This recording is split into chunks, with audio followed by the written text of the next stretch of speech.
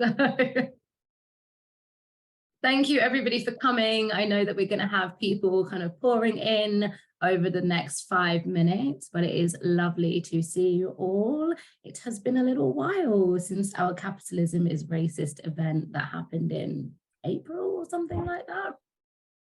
Doesn't matter.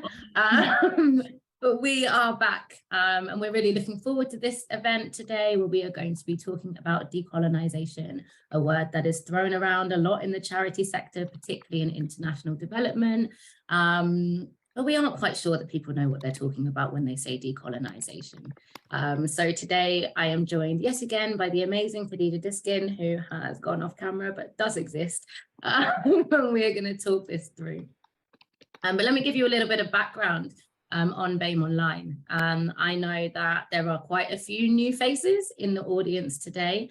Our events are kind of going further than we were really expecting them to. But BAME Online started 3 years ago as a fundraising conference where we were helping organizations that were led by Black and brown people, particularly small organizations, to do better fundraising.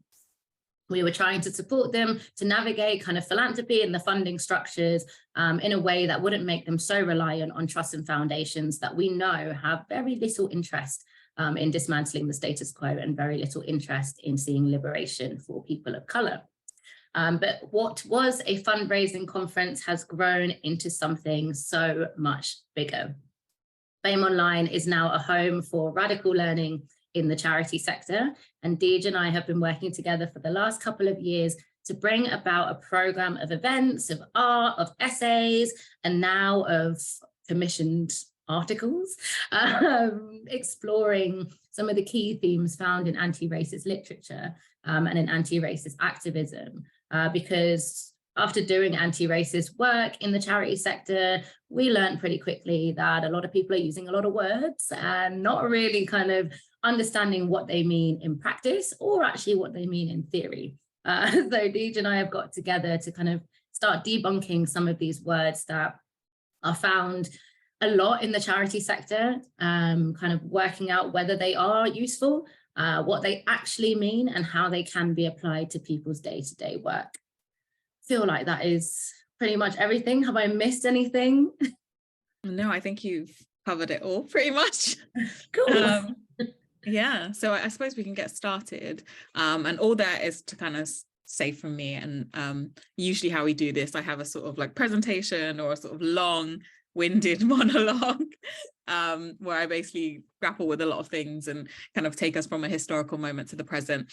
But today I was hoping for something a little bit more sort of discursive, a little bit more sort of question and answery. And the reason I chose this format is because decolonisation is a huge sort of scholarly body of work, right? It's not something that can be truly encapsulated in a matter of minutes. It's something that has been part of sort of the canon of anti-colonial or decolonial knowledge for such a long time. Like, there is just so much writing, there is so much thought, there are so many scholars, there are so many deviating points, there's so many antagonisms, there's so many kind of points of clarification within everything that encompasses decolonisation that it's just too simplistic to assume that we can understand it in a simple form.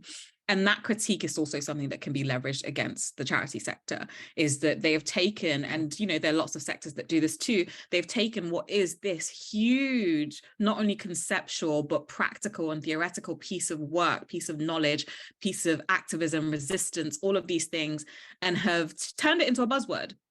Turned it into a word that for me has been rendered somewhat useless or meaningless. And there's more to say about why I think that decolonisation is incompatible with the work that we do, especially in the global north. But just as an entry point, this is a huge body of the work. This is a school of thought. This is years and histories of resistance and of action. This is so much more than, you know, diversifying things, which it's basically become synonymous with, especially in the UK, especially in the sector. And I think we need to really own up to and be honest about the fact that what we do when we take sort of radical language, radical practice, radical theory, and water it down is that we add to the obfuscation, to the mysticization, or to the, I'm trying to find another word because you know, apparently I say obfuscation too much. It's okay. It's okay. It adds to the invisibility. It adds to the obscuring of the way that in the imperial core, in the global north, in countries like Britain, we hold a lot of power. We dictate what gets done and what gets said. And we also have this ongoing legacy of colonialism that cannot be eradicated by simply slapping decolonization on anything. It's just fundamentally incompatible for me. And with that in mind, I'm going to sort of lead off to send it back to Martha, who's going to ask me some questions so that I can better sort of formulate my thoughts around why I'm really troubled by decolonization in Britain, why I'm troubled by decolonization in the global north in general. Thank you so much. I mean, the first and most obvious question is, what is decolonization? But kind of aside, as well as that, like, what is the difference between decolonization and anti-racism? They get used interchangeably all the time. Is it okay to do that? What are the differences?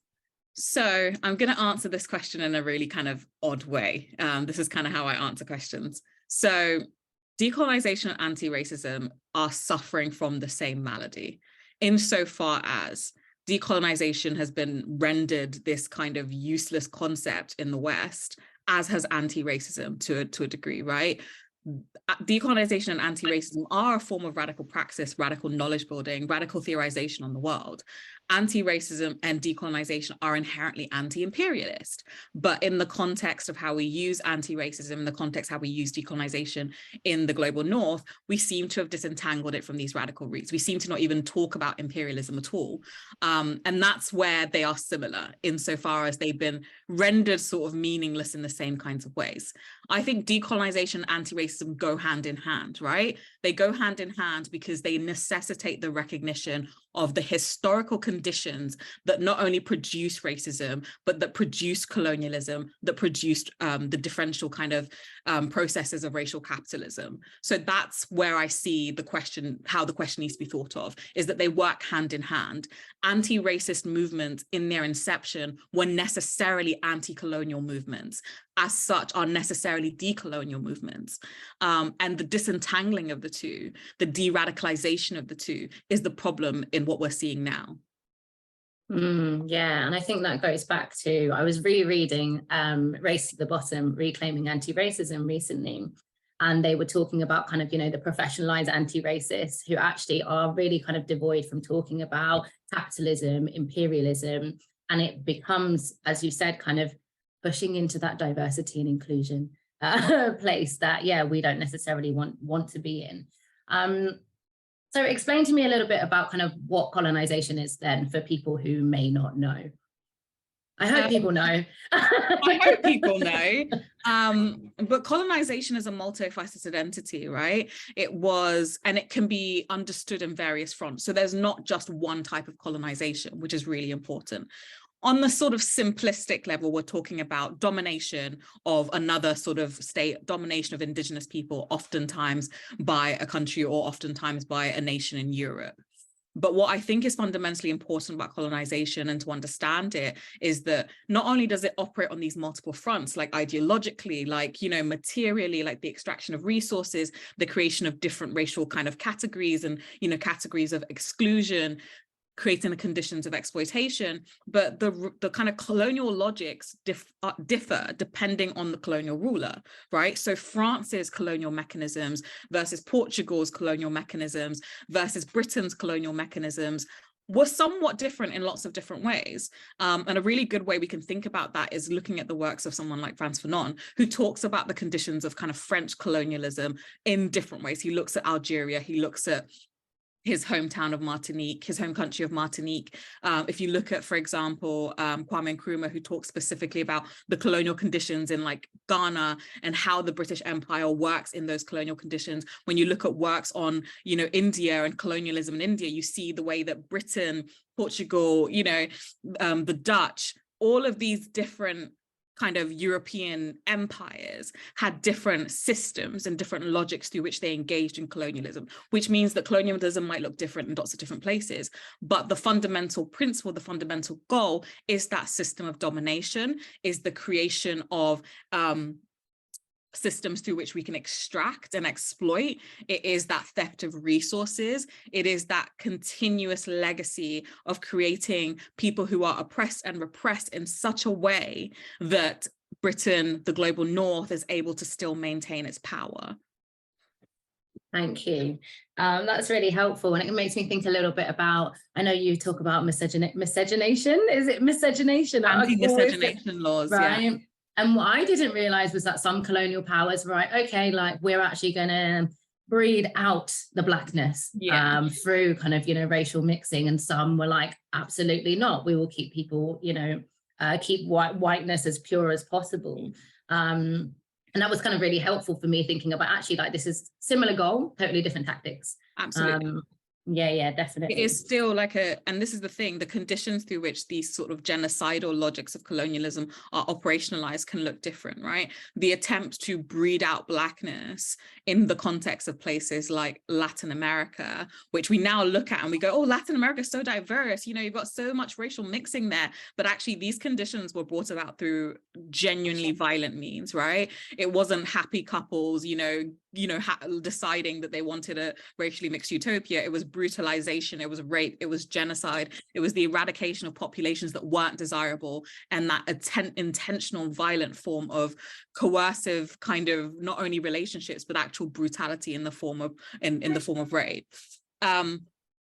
Whereas in other contexts, you had a settler colony, right? And settler colonialism looks different as well, because different settler colonies have different logics. You have settler colonies like that in, for example, South Africa, which were very much part of that sort of like separation of whites versus blacks, but also of creating a condition of a racial capitalist exploitation that meant that even now, like, white South Africans are about 8 to 10% of the population and own about 80% of the wealth.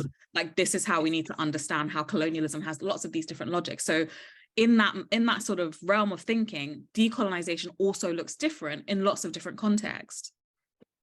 Yeah, and I think the mistake that people make is thinking of it as kind of one cohesive project that followed kind of one trajectory. And there was something you mentioned earlier about the kind of ideological and the institutional. And when I see people in the charity sector, particularly people in the aid sector, talking about like shifting narratives, and like it is very much from a kind of ideological and interpersonal perspective. And actually, when we talk about kind of decolonization, we don't hear much about kind of the institutional. So when we talk about the institutional in terms of kind of, decolonization, what are we actually speaking about there? So again, to answer your question in a sort of roundabout way, the reason why they can't talk about decolonizing the institutional is because it simply cannot happen without a complete eradication of those institutions, right? So instead, we kind of paint this veneer of decolonization, which means nothing if it's not inherently tied to material changes, to actual structural and institutional changes. And we make it about feelings and, the way things look. We make it about symbolism, not actually about transformation, because like, I think what we need to learn is when organizations are saying they're going to decolonize, but all they do for decolonization is maybe hire a few more Black people or have like a special Black person appointed to do sort of lived experience type work, decolonization is fundamentally incompatible with their institution, because it's not a thing you can just pretend to do, right? It is a radical conception, a radical attempt to challenge the colonial situation. And I think that we shouldn't move away from that, right? Like, we shouldn't move away from the fact that we're talking about real life things. We're talking about a real life historical system of degradation, exploitation, extraction. We're talking about the current realities of that legacy still. It's frustrating that organizations can be so narcissistic to think that it's really about them and their little dynamics and not about a global shift and a global change. That's what is frustrating for me. Yeah, and I think what's become really kind of apparent from working with a lot of organizations is the ahistorical nature of how people attempt to do kind of anti-racist work, but also like that kind of real lack of understanding themselves and their organizations as part of a kind of a global history and current reality of domination and exploitation. And then we get into kind of conversations about shifting power, right? And I always get my eye starts switching a little bit when I see shifting power or anyone talking about shifting power, because I'm yet to see any power actually being shifted. But are you seeing any kind of good examples of organizations shifting power, or is it just another thing that is being said to mask the inaction? I would like to see more organizations shifting power, but the problem with shifting power that I have, especially in the charity sector, is oftentimes what they mean when they say we want to shift power is really shifting power amongst themselves, you know, amongst an already select group, which does nothing.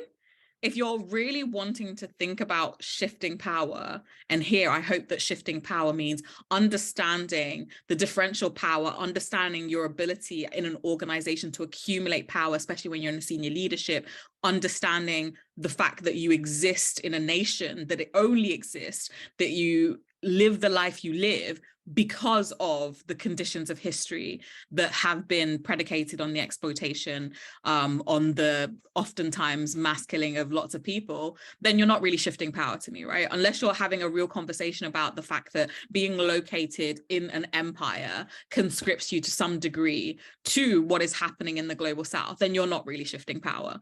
So if you're going to talk about restructuring your organization, just talk about restructuring your organization, right? I think that this is the thing that really frustrates me as I sort of enter the sector, is that not everything has to be, or not everything that can help has to necessarily be like, you know, coated in this radical language. Like, you can just talk about changing. You can just talk about rethinking how you organize power in your organization without calling it decolonization. If you're not meaningfully engaging with the global south, I just don't think that word is something that you should really be talking about, because it just, again, obscures the reality of what is an ongoing problem, an ongoing consequence of not only history, but the current moment. And so for me, to truly actually begin to like operate with a little bit of humility, we need to sometimes be honest enough in saying, this language sounds really good, and I know it's what the funders are looking for, and I know it's what the communities are looking for, but actually it's not truly what we're doing. So let's be honest about what we're doing. Let's be honest about the limitations in what we're doing too, right? Because oftentimes organizations that will claim sort of a decolonial ethos or a decolonial ideology, or whatever they use decolonial or decolonization to mean, oftentimes like it puts people in a position where they expect something that they're never going to get.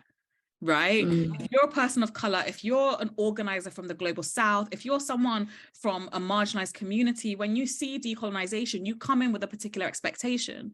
And I don't think there is anybody who I've met who's gone into an organization who's trying to decolonize who's actually had, or, you know, realized that. It's completely just a fallacy at this point. And I think it's something that we have to be conscientious of, because lulling people into a false sense of safety based on these radical language is part of doing colonization in a sense, right? Is part of basically like creating and allowing for oppression to continue. If you haven't changed your organization, don't make people feel like you have. And using buzzwords, using terms like decolonization, which don't belong to us, first of all, right? It doesn't belong to anyone in the global north. It belongs to indigenous people who are currently fighting against colonialism and neocolonialism. It belongs to people who were formerly colonized and are still going through the sort of systems of neocolonialism. I do not think there is a possibility truly of decolonizing anything in Britain. It's just not possible. It's like, how do you decolonize colonialism? Like, how do you decolonize an empire? That's the thing. The empire has to cease to exist, right? Yeah, 100%. I think we need to be honest with ourselves that what we're calling for is oftentimes a little bit of diversification. We're calling for a little bit of like, you know, knowledge sharing. We're calling for a little bit more transparency and accountability in our systems. What we are not doing is decolonizing it. And I think that's really important. And it comes back to exactly the same thing we say in every single one of these sessions, is that organizations should just say what they mean. Say what you mean and mean what you say. Right? It's like, stop bamboozling us. And I think it, you know, it really kind of comes back to, like, particularly in the UK, like the incredible PR gaslighting that is kind of I think like a lot of people just internalize as normal. Like a lot of people are just going around chatting rubbish, saying they're doing things that they're not doing, using words that sound good because it's able to bamboozle people from the fact that actually they're complicit, right? We're all complicit. And it's really interesting that, we're talking about empire here. And I wonder whether people who are engaging in decolonial work, which is not decolonial work, actually ever think about themselves as being in an empire, because they're very much like empire was then. We had our kind of, decolonization in the, in the 1900s. What would you say to people who don't actually think that we exist within an empire? Well, you wake up, read a book. Wake up, look around. I think the problem is that the empire has new clothes, right? And that's part of how it sustains itself. It doesn't look like a traditional empire, but for all intents and purposes, it is an empire. If you work in the global south and you have any relationship with countries like Britain, France, etc., you will know that you are working with an empire, right? You will know very clearly that there is a sort of unified dominant global force that dictates what happens. If you are working in the continent, this isn't something that is, you don't even have time to sort of mull it over. It's just the fact of your reality. So if you don't know that you're in an empire, that should tell you something about how closely located you are to empire, how much you've been conscripted, how much you have been ideologically sort of, engaged and welcomed and comforted by the empire. Because if you are someone who the empire sees as a threat, you don't have time, you don't have the luxury of not knowing it doesn't exist. Like, you just don't, right? People who, for example, are refugees know that they're dealing with an empire. People who have precarious citizenship in this country know that they're in an empire.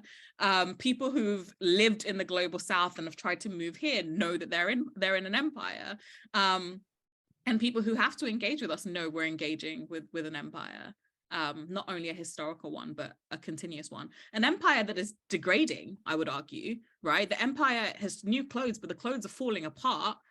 But nevertheless, what we're seeing in that sort of falling apart of the myth of sort of Great Britain is a descent into more fascistic, more terrifying ideology, right? Because as the empire crumbles, it wants to maintain the veneer that it's not crumbling. It maintains that veneer by becoming ever more authoritarian, becoming ever more racist in its institutions, in its systems, in its ideologies, and in its logics. And we're seeing that very clearly. And the empire has gotten new clothes because it has employed people of color to do that work for it too, which makes it ever more complex, ever more challenging.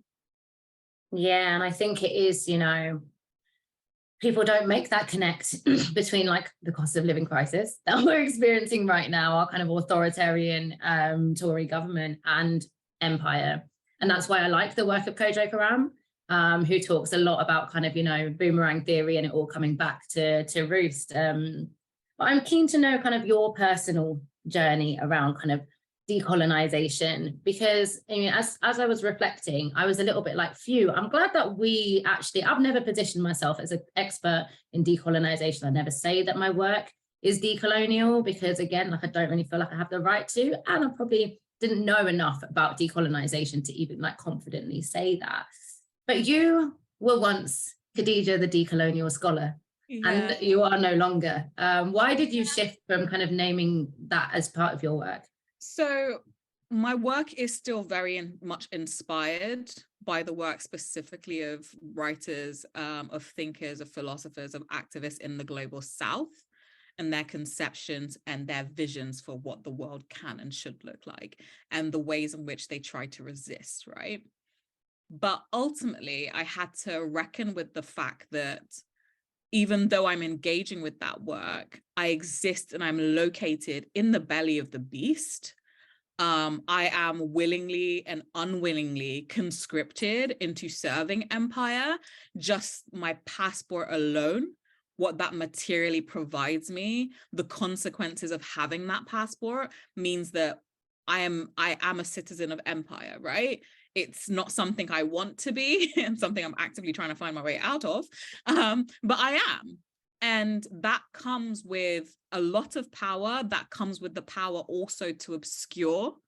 And for me, pretending that I could truly do meaningfully decolonial work in Britain was serving institutions like universities, who I think ultimately do not deserve that sort of branding. They don't deserve the title. They don't deserve any sort of radical language, because they are so central, not only ideologically, based on how they create systems of knowledge, based on what they conceptualize as the canon. They are absolutely part of the reason why real decolonial work that happens in the global South gets sort of surpassed and looked past. And what's really, really troubling for me too is that in this sort of decolonial moment that Britain has had, so much of the discourse, so much of the knowledge production on decolonization is being done here. And I'm like, no, absolutely not. Absolutely not. So it's really just, I understand I'm conscripted to a degree, but I'm not going to do things that add to creating ever more troublesome dynamics for scholars in the global South. Yeah, that makes a lot of sense. And I mean, I could say exactly the same thing about the charity sector that you just said about academia. Let's talk about decolonizing your mind.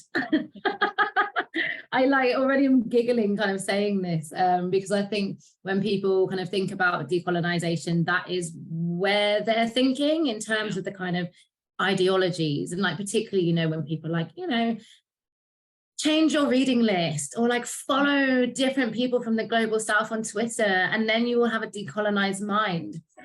What do you say about kind of decolonizing your mind? So a really important intervention that I have to make is that, again, decolonizing the mind is very much a thing that has radical possibilities that in the context of the West, we've completely transformed and made useless. So there is a book called Decolonizing the Mind by Ngugi wa Thiong'o. He's an African literary giant, right? And in this book, what he's actually— I have actually read it. Yeah. A long time ago when I was 20. and yeah, what he's trying to get us to understand, and he was speaking to the African continent, right? He was speaking to Africans in Africa. He was speaking to us and discussing the way that in most African countries, because of colonization, you adopt a lingua franca, right? A lingua franca is not an indigenous language, it's oftentimes a language of a colonizer that becomes the main language spoken. And for him, in adopting these lingua francas, in severing the ties between our native tongues and the domination of Western language, in cultivating our arts, cultivating our social production, in creating our systems of understanding, what we are doing is engaging in a process of constant colonization. We are ideologically mystified because we are not attached to our roots, right? Now, there's a lot of, critiques you can have of that, but at its core, it's still a radical argument. It's still a point to be made, and it's speaking. And again, this is the frustrating thing about a lot of decolonial work. It's colonized subjects speaking to colonized subjects. And there's a specific context to that. There is a meaning to that interaction. But what happens when you adorn yourself with the Western gaze and look at decolonization is you think they're talking to you.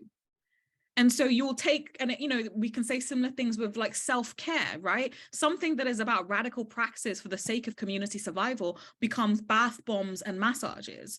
And something that is asking Africans to consider the radicality of our indigenous languages, our indigenous practices, our indigenous cultures has become read and, follow people and, make it's become well-being. It's decolonization is not well-being. Personal development. It's not personal development.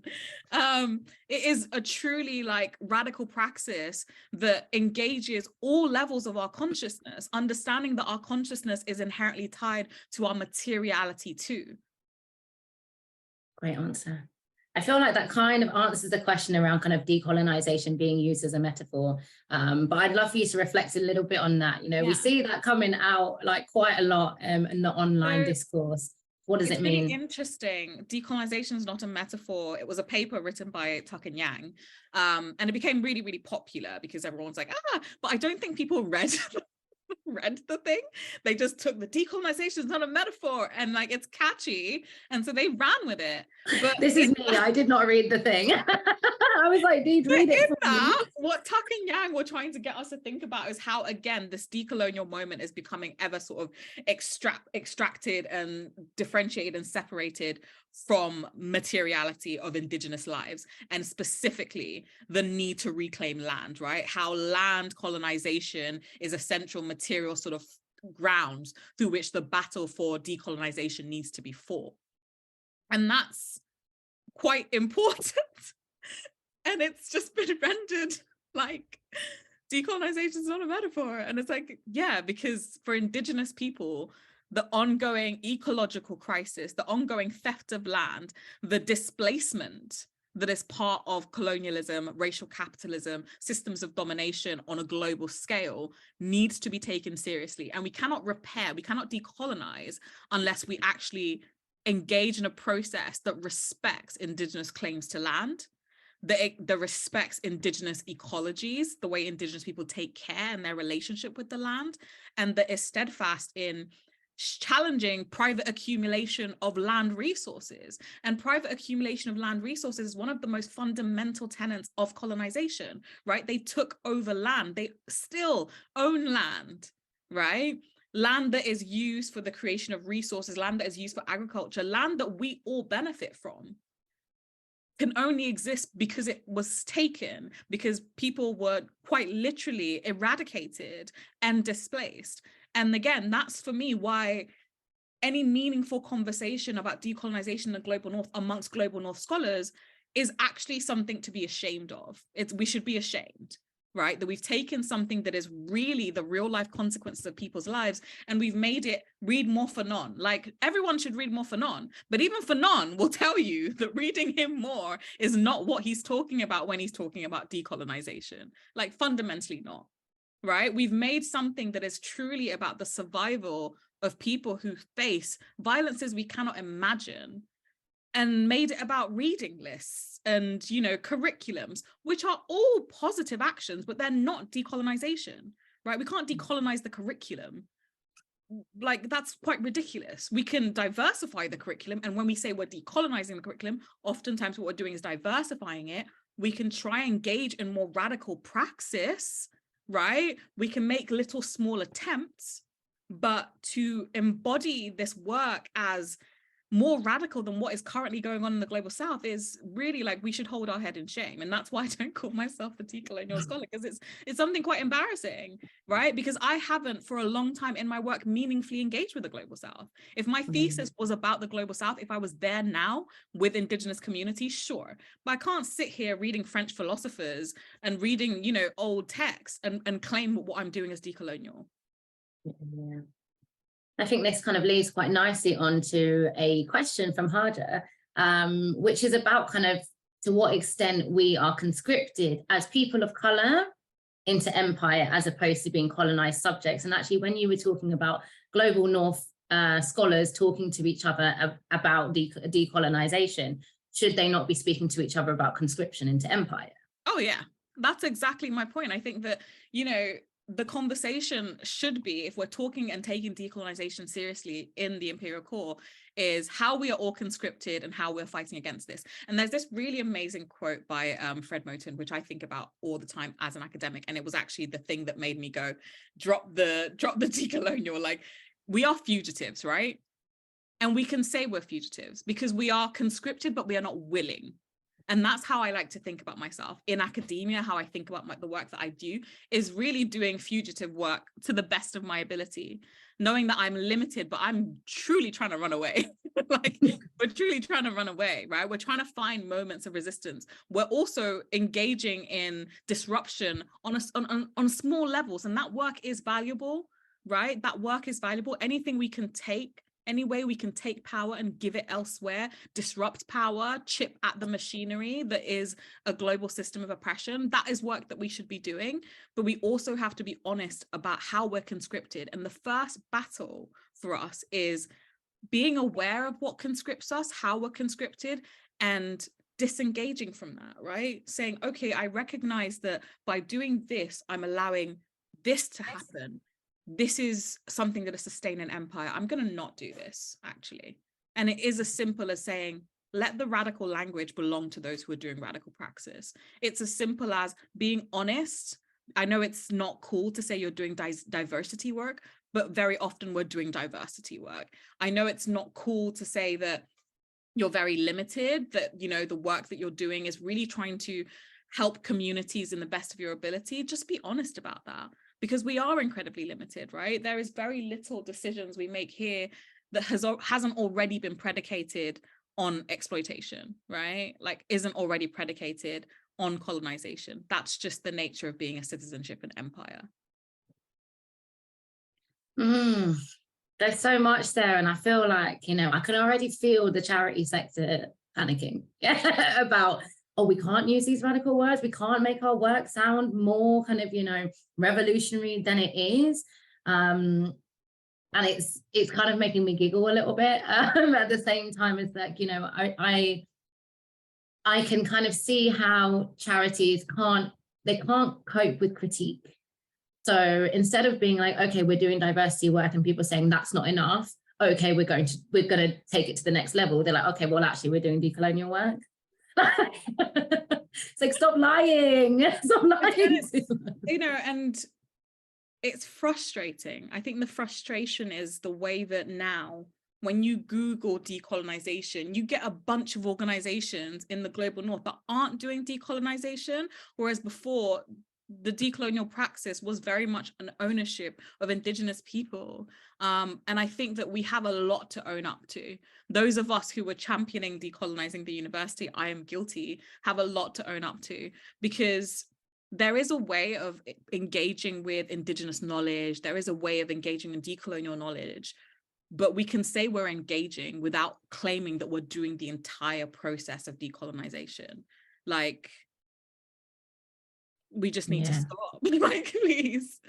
Just because it has consequences. You know, it has consequences. 100%.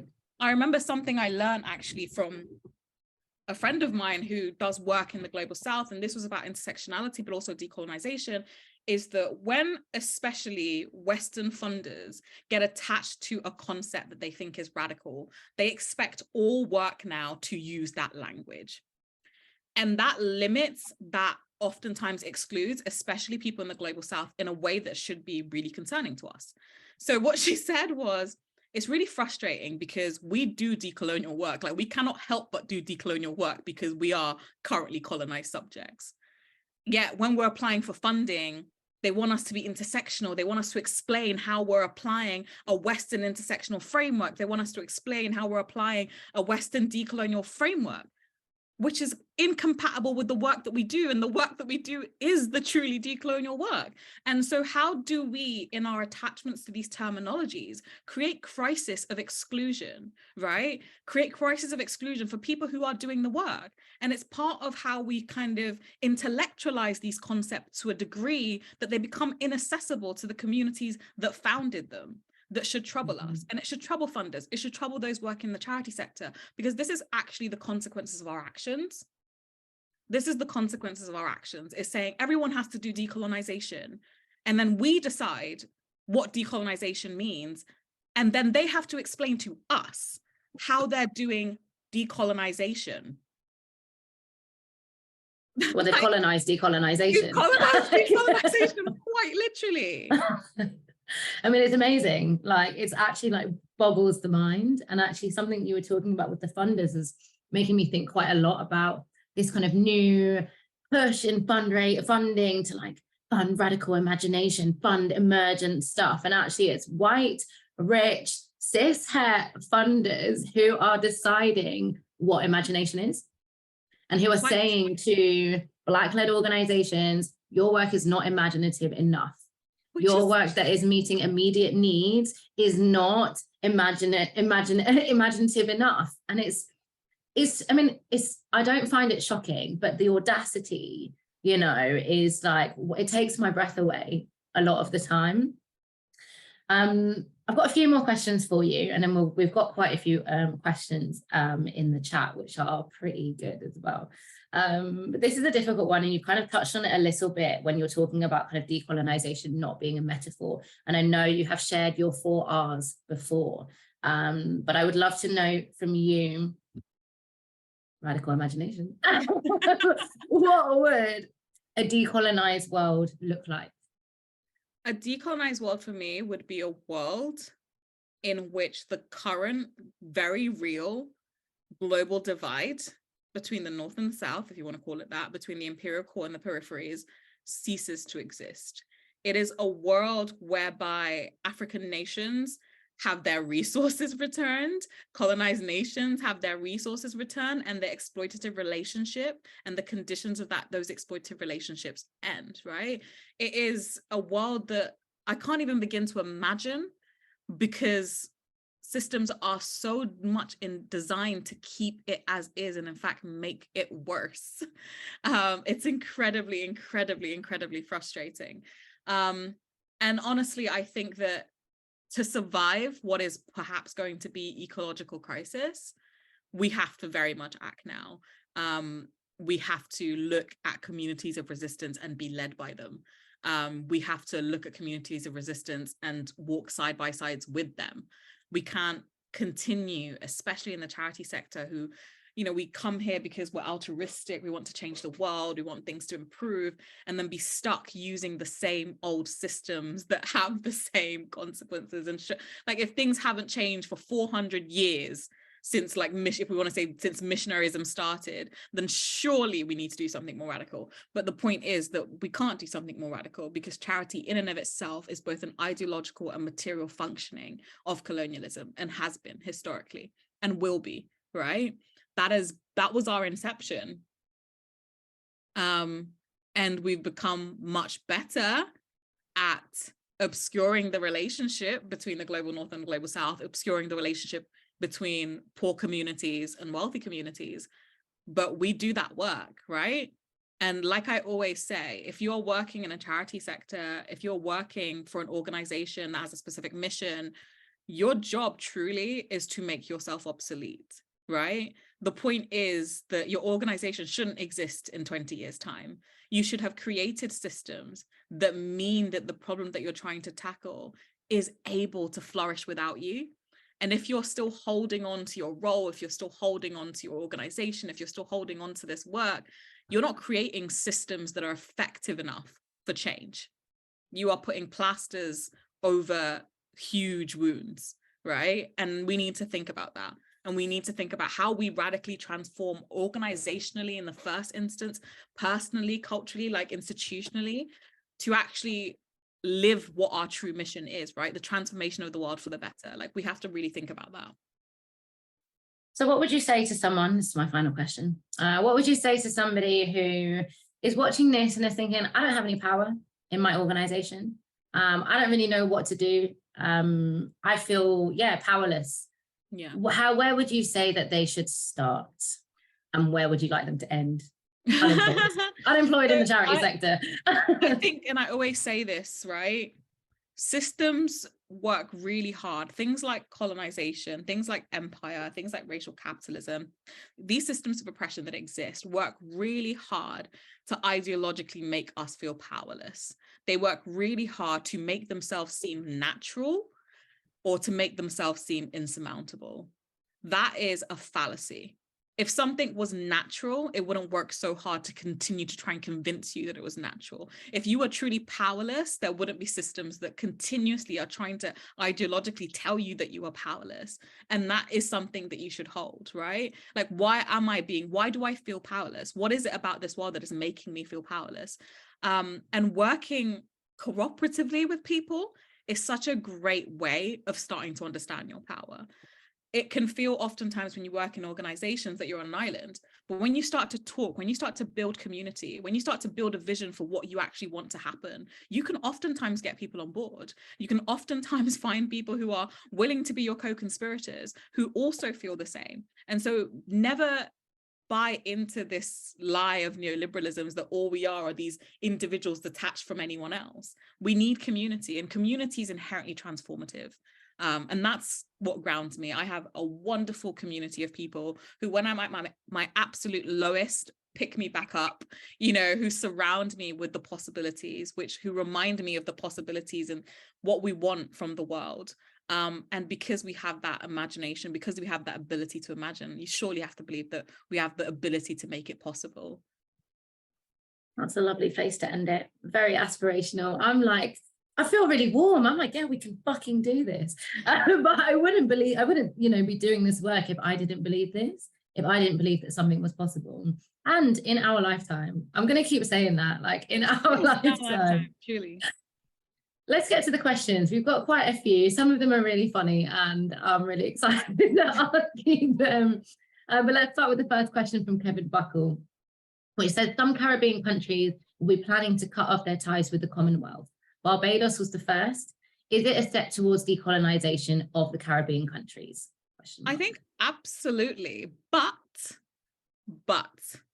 there is an inherent fallacy in the conception of a republic, right? So when most countries kind of went through the process of independence, some of them became sort of like, you know, Commonwealth kind of proto-colonies, and some of them, you know, became like entire republics, right, that were completely separated from the Queen, from empire. But the relationship's still the same, right? So I can speak to Ghana, which is the context in which I'm from.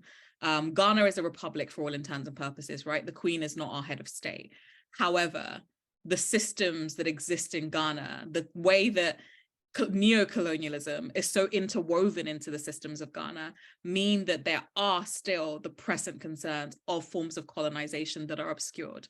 So for me, whilst what is happening in the Caribbean is absolutely admirable and has my full support, I do also hope that in the Caribbean, and there are amazing decolonial scholars in the Caribbean who recognize that simply severing ties in name does not necessarily mean severing ties in the institutions, the ideologies, the systems of governance, the relationship between a nation and aid. These are the real kind of things that awaken us and allow us to see whether or not we're engaging in a decolonial and decolonized process and project, right? Those are the things we need to be thinking about. What is the relationship going to be like after that? And unfortunately, a lot of nations that are formerly colonized have these really horrible, dependent, exploitative relationships with nations in the imperial court, right? So if we sever ties from Britain, the king is no longer head of state, but then you engage with a relationship with America, who are currently the biggest empire, most dangerous empire, then, you know, these are just new forms of colonization. These are just, you know, new ways of understanding colonization that we have to be open to, or else we'll repeat the same mistakes. Yeah, and I think often we think it's about who rules the country or who is the head of state, but actually so much of the kind of financial strangulation of these kind of colonies is the way that colonialism continues to function. And the IMF is one of the biggest current institutions that allow for and maintain colonial domination in ways that we don't know. And, you know, the IMF is the largest sort of economic banking kind of regulation system that we know of. It gives loans, and it gives loans with conditions, right? And we have to be kind of aware of that relationship. It's not just in name, but it's who's funding us. It's what types of organizations are part of the fabric of a country, right? And who are heading these. Like, you know, Bill Gates's philanthropic ventures should be looked at with high suspicion and scrutiny and genuine fear. We have to be really careful about these types of relationships and how they sustain and differential power, how they maintain colonization.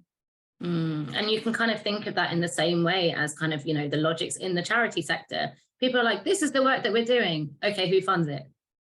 And actually, what are they investing in? Usually it's, you know, fuels and really terrible exploitative practices. Yeah. And because we don't see ourselves as part of an ecosystem, it's very much, this is me and this is what I'm doing. We're doomed to kind of continue, I don't even want to use the word unconsciously, because it's not, it's like blindly just like continuing the same stuff. Yeah, we're conscripted, you know, like we have no say oftentimes, but we are doing the work of empire always. And I always think about money, finances, which is obviously the big one of the only way charities exist is because money exists, right? How much money that is funneled through charity, as I say often, and as I want us to perhaps be a little bit more honest about, like what we do the work of laundering colonization and racial capitalism, right? Because the 100%. accumulation of wealth oftentimes by not only individuals but particular institutions has only been made possible because of colonization. And the question is, do you want to remain a launderer? And I think that was the biggest eye-opening experience for me working in philanthropy, was when someone was like, this is money laundering. And I was like, what? They were like, foundations spend 4% of their money. The other 96% gets invested back into horrific capitalist endeavors that mean the death of people that look like us. And I was like, oh, crap. Oh, no. I know, it's sad. It's a sad reality, but I think it's an important reality. And for me, it's what kind of gets me up every morning. Because whilst I know that this nation can conscript me to a degree, like we can still be fugitives, right? We are fugitives. We can have moments of resistance, moments of joy, moments of fighting against the system, moments of trying to, at the very least, dismantle a system so that the imagination that we have can be made more possible. And that's something that I think is truly beautiful. That's something that I think that we can and should be working on, how we build collective space, not only for care, but also for creating imaginative possibilities and working towards those imaginative possibilities. And I think the goal for us in the global north is that we should no longer really be sat alone in these conversations thinking that we know what's best. We should really be deferring these conversations to people who truly know best, the people who are suffering under the immediate consequences of what is going to be disaster. And it's really interesting. I think about, you know, I've done a lot of kind of workshops around kind of imagining an anti-racist future, right, with organizations. And the people who are always the ones that are the most imaginative, that are literally like this, and this. It is the lowest paid, it is the, you know, darker skinned, it is the trans people, it is people who have so much to gain from the dismantling of this horrific system of oppression. And actually, there is such a lack of imagination from people who are conscripted into kind of empire. And it's like, actually just get out of the way. Like we don't all need to imagine. Like, as much as it sounds cool to be able to be a kind of a radical imaginator, actually that's not our role in many ways. Our role is resourcing those who can.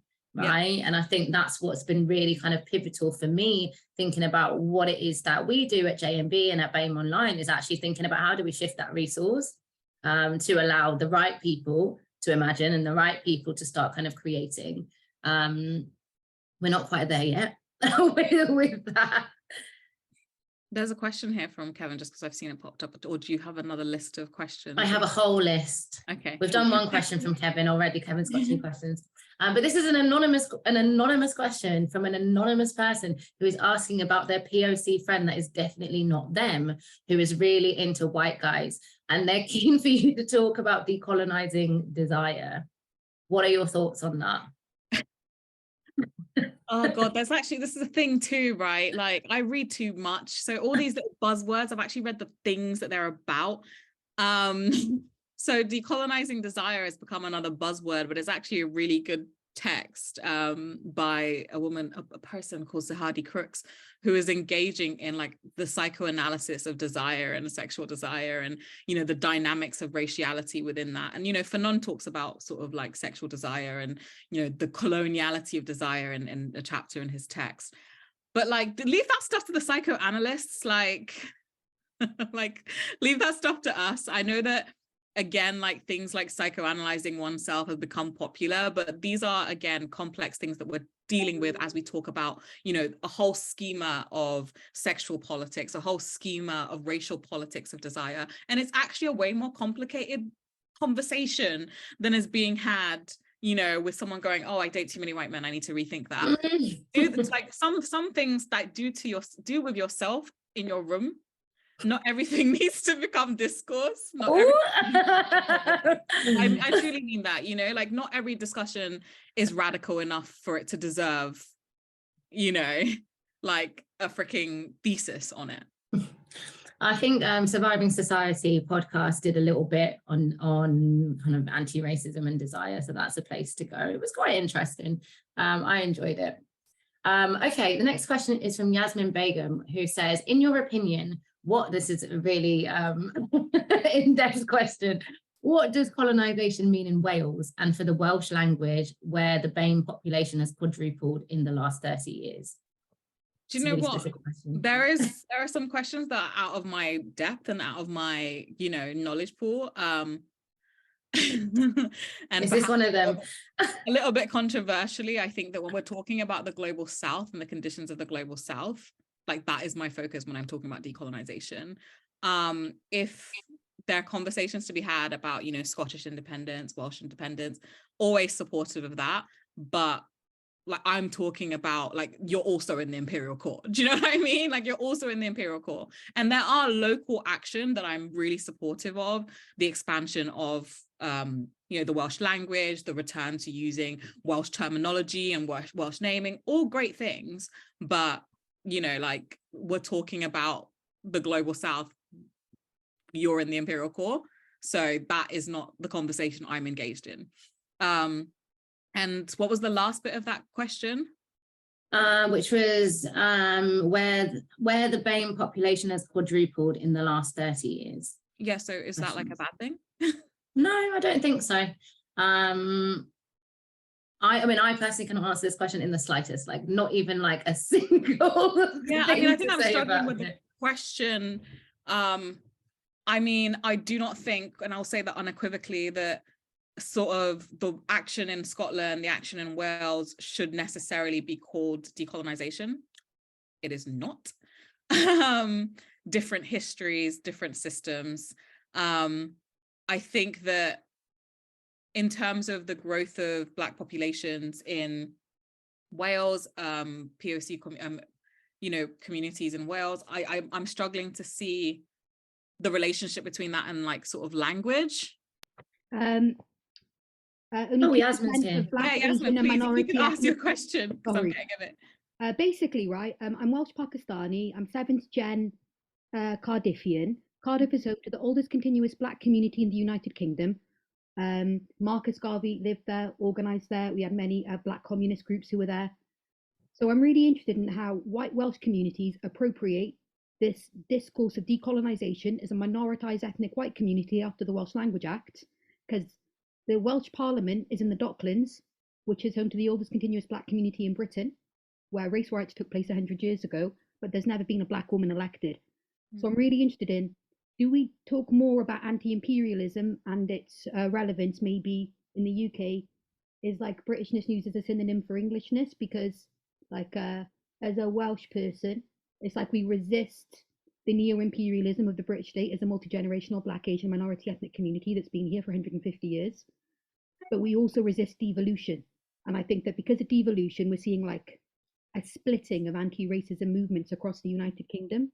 So I was really interested in what you thought about like the appropriation of decolonisation as a metaphor for white minority ethnic communities. Yeah. And I brought up the BAME thing with because basically, while the BAME population has quadrupled over the past 30 years, it's not reflected in political or cultural life and not in the Welsh language. So it feels like, pardon my French, a bit of a shit show. Yeah, I mean, I think that any attempts to detach decolonisation from colonized subjects outside of the imperial core as well is problematic, and I would challenge that use. I think that what you're kind of speaking to, if I'm sort of getting this clear, is that there's sort of these tensions, right? And there are these tensions in the claims of a sort of independent sort of Welsh state, and also a growing sort of nationalism that seems to completely eradicate the complexity of Welsh experience, especially for the POC, communities of people of colour that have existed for a long time, and how the current discourse of independence and, you know, the way that it's oftentimes being discussed is eradicating the complex histories of populations of people that have fought anti-racism. It's oftentimes also hiding the fact that there are tensions within the experiences of people of color in Wales, and it's creating this kind of, you know, obscured discourse. Is that kind of what you're saying? Yeah, like we've had 2 deaths in police custody or following police custody over the past 3 years. People were deported after riots in 1919. BAME people are more likely to be incarcerated in Wales than in England. But it's like, while the BAME population has quadrupled over the past 30 years, I've not seen like a quadrupling of challenges to the white supremacist imperialist state per se. So I feel a bit like we're isolated, and we're becoming more isolated in Wales, so to speak. So I'm really happy these conversations take place, and thank you for engaging with my question. No, I really appreciate it. And like I said sort of earlier, like we need to oftentimes be more aware of the way that there are specific contextual nuances that exist in specific contexts. And part of the work we can do kind of collectively is to engage in these differences, is to engage in these specificities, these nuances of these contexts. And I think that they're absolutely on a sort of global, more national even scale in the immediacy, better conversations about what happens in like what Scottish racism looks like, the experiences of people who live in Scotland and are people of colour, what Welsh racism looks like, the experience of people in Wales who are people of colour, because unfortunately England as a sort of entity is also part of the hegemonic discourse, right? It's part of the dominant discourse. Our perspectives, our experiences are also what's often highlighted. And so there absolutely needs to be nuance, there absolutely needs to be better engagement. And I think we can all do better in doing that, absolutely. Thank you. Our next question is from Khadijah, which we kind of I'm not answering that question. Okie dokie, bye. Sorry, Khadijah. So is this the question about conscripted in empire as opposed to being colonized subjects, or is this the question about citizenship? Because the citizenship question is good. This is a question from Khadijah. We're back. What about people who are not citizens and therefore are more precarious? What is their relationship to empire? What safety can it afford them in the long term amidst rising fascism? Well, this is the thing, that this is the inherent point of talking about the differentiation between having citizenship and having and not having citizenship, and being a precarious migrant here, or being someone who has like very little rights on the basis of citizenship. That's why I think it's important that, yes, I'm a Black person, so I'm subjected to specific forms of racism. I oftentimes see racism is a part of my life, but there are particular protections I have that other Black people, other people of color don't have, other racialized people don't have, right? And that's important because that tells me something about my power. There are things that I'm able to do as a citizen that people who don't have the benefit of citizenship cannot do, right? Like, I can potentially get arrested and that not affect me too badly. If you are someone on a precarious, who's precarious, that's not a possibility for you, right? So you live your life in a far more limited set of conditions. For example, and in my research, I was talking to a lot of international students. And even as a Black home student, of course, there's racism in academia, but I've never had to deal with the Home Office the way that students who are international have to deal with the Home Office. For example, if you're sick for too long, your university can literally report you and get you deported, right?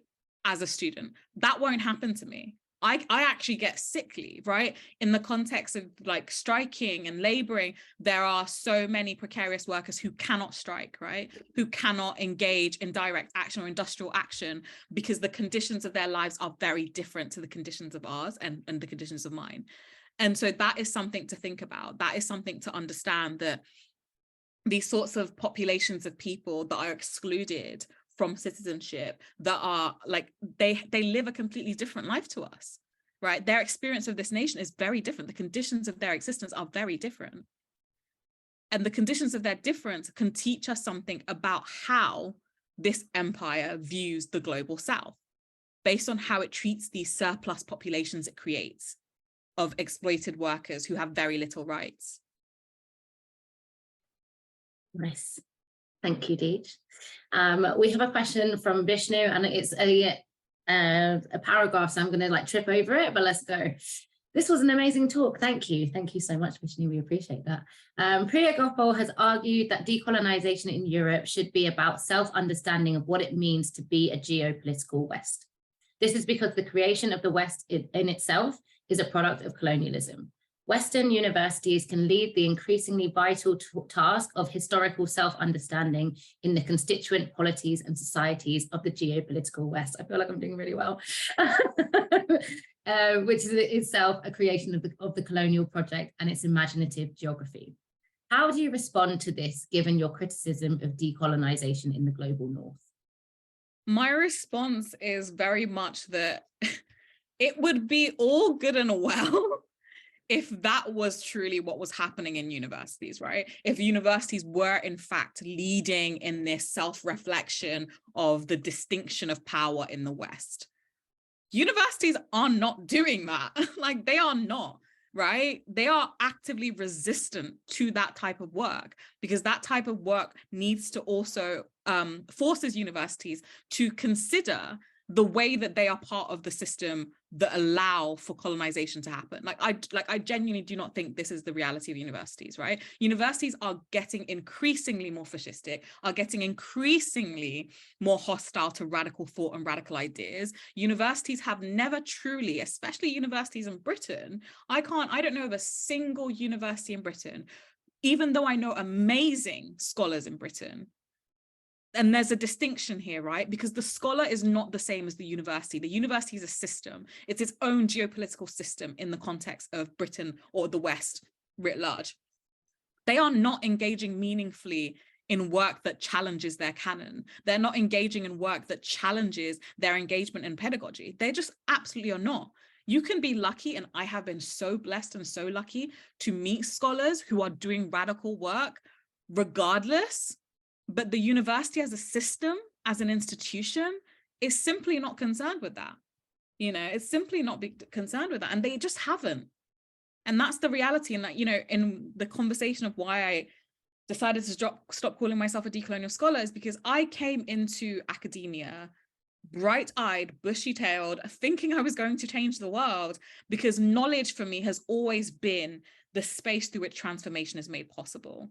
And I still truly believe that, but I don't think that we should be so beholden to universities anymore, because some of the most radical forms of knowledge production, knowledge sharing, knowledge co-production, knowledge creation I've seen have existed in communities of resistance. They exist outside of the academy, right? The academy has to be seen as oftentimes an affront to the possibilities we have, because it's so limiting. You're dealing with bureaucracy, you're dealing with management systems, you're dealing with, you know, extractive and exploitative working conditions, right? Universities are making billions whilst workers are impoverished. Universities themselves have their own dynamics of racial capitalism, whereby in pretty much any university you will go to, the higher you get up senior leadership, the whiter it gets. The lower down you go down, when you see the cleaners around, they're people of color. And I had a student say that to me actually one time, who was like, the only lecturer I've met who's a person of color is you, because every time I see people of color here, they're usually cleaners. So yeah, I think we give too much credit to universities, and honestly, I'm done with it. I'm like, I used to be of that position. I'm no longer, because I've been in universities for 5 years. I've had so many people who have survived academia, and no, that's how they get away with it. Well, I'm glad that you decided to share your knowledge elsewhere. It's been great for us. But I feel really similar, you know, going into the charity sector, like, yeah, I'm going to change the world. Like, this is the space. And actually, I was doing some research recently that like just blew my mind, which was talking about kind of the histories of the creation of charities. And it was literally something to go between the philanthropists and the people.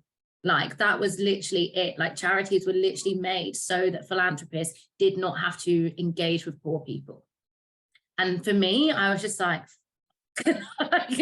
like the entire kind of purpose of a charity is is basically kind of the creation of kind of, you know, the status quo of those people who have hoarded wealth, who have hoarded power. Laundering mechanism. Honestly, like the amount of laundering I have done in my career is sickening. I was a really, really, really good fundraiser, and I just laundered for like 10 years. Yeah.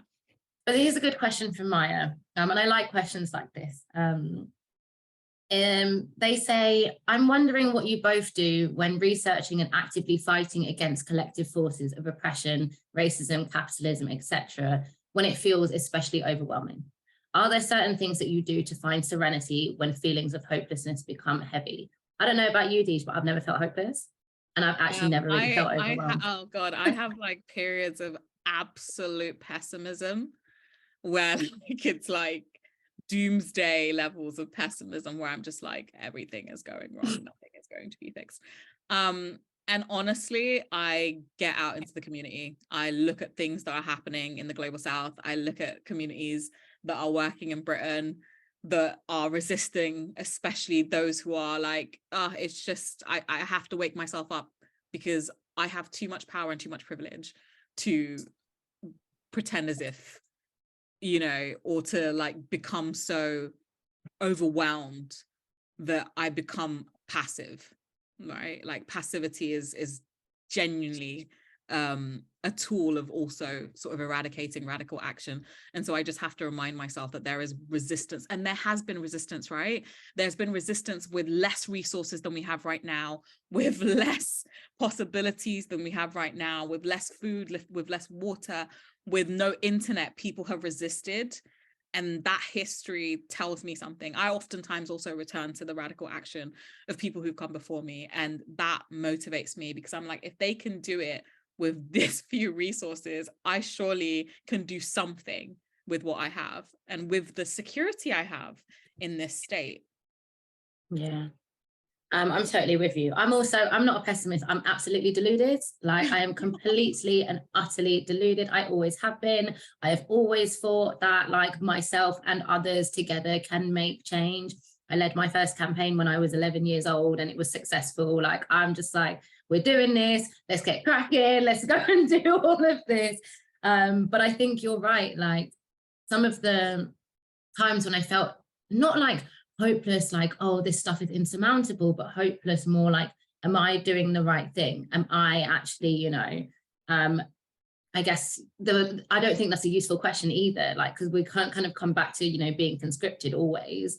Like, I can't suddenly just like stop being conscripted into empire and kind of see where to go. But what's been really important for me is the work that I've been doing with kind of grassroots refugee-led organizations, helping them to raise money, because I'm like, oh my gosh, like exactly as you said, right? They have no income. They have been doing incredible things. They have been, you know, kind of pushing the limits of like people's imaginations about what is possible without even having the resources to do that, and actually kind of working with them to, yeah, become more sustainable, to not have to rely on trusts and foundations like white supremacy in order to kind of see the change that they want, has been, yeah, it just keeps me like tethered to reality and tethered to possibility at the same time. And I think when we first started doing, you know, the consulting work with JMB, because we didn't have that much money, we were working a lot with kind of the bigger, whiter institutions. And actually, the more time I spend there, the more unsure of myself I feel. The more kind of not hopeless, but the more I'm like, well, that's not, they're never going to make the change that they want to, that we want to see. So why don't I shift my focus to the people that are already doing that and see how I can, you know, help to resource that rather than, yeah. And again, it does come back to community and having a really strong community. I hope that answers your question. But yeah, bit of delusion, I think, really goes a long way. There's quite a few questions in here. I'm finding it hard to kind of see. No, I know. I've seen quite a few. I'm looking for the question marks, basically. Okay, here we go. I think if it's possible, can I just make some moments of clarification on the previous point? So yeah, and I've, you know, I make this point quite clearly that in terms of knowledge building, in terms of knowledge production, in terms of systems of knowledge that have been central to the development of ideas, development of radical thought, of course, the Global South is leading and the Global South has led, right? These things existed before colonizations and will exist after it. But if we're talking about, and what this conversation has been primarily about, has been the reality of our location in the global north and the possibilities of decolonization here, we have to recognize that academia, in the context in which we're sat in Britain, is not possible to be decolonized. And I say that having tried, right? I say that still doing decolonial work, right? Because there's a difference between being a scholar and doing decolonial work, engaging indigenous knowledges, which I do in my teaching, which I know so many amazing scholars who do, and that claim that somehow you can decolonize British universities. You absolutely cannot. That doesn't mean that we shouldn't engage in decolonial work. That doesn't mean that we shouldn't engage and give to our students a canon of knowledge that is challenging of the hegemony of Western thought. But I think that the university needs to be understood as an institution, right? The same way the police is an institution. It's an institution that exists outside of your Bobby on the street who does policing, but rather an entire sort of matrix of a mechanism. And universities in the UK are that. They are a mechanism. They are a macro system, right? It's not just about knowledge production. It's about wealth creation. It's about the displacement of local communities. It's about the treatment and acting as an arm of the state, especially towards international students, whilst profiteering from them. I think that if you want to truly like make the case that in the context of a British university that you can decolonize it, then you simply aren't aware of these or being honest about these systems. And I think these systems are so corrupt. They are not redeemable. Like as an institution, I don't think it's redeemable. But does that mean that we can't create possibilities for our own knowledge, for our own possibilities? Absolutely. And we should, right? And that's why I always sit with that Fred Moten quote about fugitivity. And being in academia and existing as a fugitive, wanting desperately to create the possibilities for imaginative knowledge, for a shift in how we think of pedagogy, for decolonial possibilities, but knowing that the university works against you, and resisting anyway. And I think that that's a lesson we can apply to every institution, to every sort of facet of our lives, is knowing that we can resist that conscription. We can act as fugitives against empire. And we should, you know, and that fugitive action can look different, can be different, can start small and grow into something big. And we should continue to look for those possibilities. It's so for every single thing you say, I'm like, oh yeah, that really applies to the charity sector. And I'm glad that's why we work together, right? Because actually so much of what you've experienced in academia is very kind of similar, particularly with that kind of conflation of knowledge and the academy, right? And how kind of, you know, these institutions have made themselves seem like they are the thing. And charity is very similar, conflation of justice and the industry of charity, right? And, you know, people thinking that charities can bring about social justice. Charity is just an industry, right? Or that community and charity are in some way, they are the antithesis of each other. We have another question here, which is from Rihanna, who says, how would you engage the Global South or bring the discourses closer together, given that all of these conversations are happening in the Global North? Sitting in South Africa, I see so much conversation happening in the Global South, but the two are on different pathways. Yeah, and I think that's the inherent problem that I basically am talking about. We very much need to find instances and possibilities of collaboration. And I think actually, and you know, people may disagree with me, that in the Global North, we have to have way more humility. We have to center the conversations that are happening in the Global South. That also has, you know, we also have to think about how we exclude, right? So there are so many conferences where people wanting to engage radically, but they oftentimes, for example, will happen in the Global North. Getting a visa for a scholar, for a thinker, for an activist from the Global South to the UK, they already face many barriers. There are so many African scholars who try to come to British conferences, try to come to conferences in Europe to share radical ideas, and they're blocked by visas. We need to start going there. Like, why do people always have to come to us? Like, go there. Why is it such that most publications are in the West, right? And most publications on African studies, on Latin studies are still in the West? Why do we have this necessary system where we must be the check and balance? We must be the quality testers for action, for context that are outside of ours, you know? Like, we need to go there. And I think that's part of the problem. And, you know, when I go to Ghana, when I talk to friends of mine who are activists in Africa, their experience is what has brought me to where I am. Their knowledge is what has shaken me and made me introspect and made me understand the differential power between myself and them, and how, like, we take up space, right? And those are important conversations. And I also think that, you know, we live in a time where we have the possibility, more so than ever, to engage in these collaborative conversations, right? The internet is a valuable resource, but how we create spaces so that people, for example, who aren't guaranteed 24/7 electricity can engage, who, you know, data costs for being online are more expensive, are things that we need to consider. And we need to start resourcing these things, right? We need to start resourcing these possibilities and these capabilities. We need to start making sure that if we want those conversations to happen, we fund the possibility, and we fund that possibility by giving resources. I feel like that kind of segues really nicely into me plugging the conference. Talking about funding and resources, Khadijah and I are going to be appearing in 2 months. So we're not doing any more BAME Online Scholar events until after the BAME Online conference, which is on the 27th of July. Well, we're going to carry on this conversation. We're going to be talking to a lot of people who have been doing this work, who are trying to engage in I was going to say decolonisation, but maybe not.